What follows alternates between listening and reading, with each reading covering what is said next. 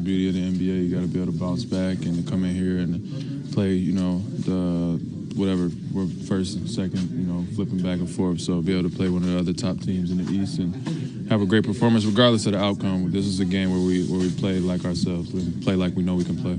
Were you more pleased? There was a couple of different spots in the game where you got multiple stops in a row.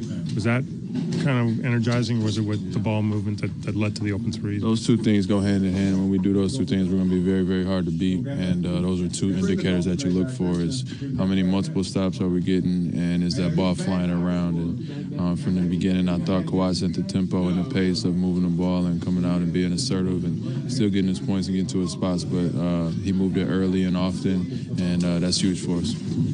How is getting on the same rhythm with Serge been in the starting unit? I mean, it seemed like you guys were connecting more today than you have for most of this run here.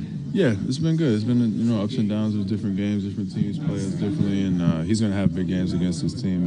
That's kind of what they give up. So if he doesn't play well against Milwaukee, it's just because he's missing shots. So they kind of concede that a little bit, so it's just a matter of finding them and finding them in his spots. But he did a good job of finding that window that hasn't been there all the time. What he had to do tonight on the other end, sort of helping on a drive and then scrambling out. Obviously, you guys were there to cover for him, but how difficult is that job? It's a heck of a job. It's a heck of a job, and that's what makes Serge so special when he's flying around like that, and hitting 6, 7, 8 jump shots gives you a little bit more energy as well. So he was flying around there, blocking shots, being the force on defense that we need him to be. And when he's playing like that, it just anchors our defense that much more.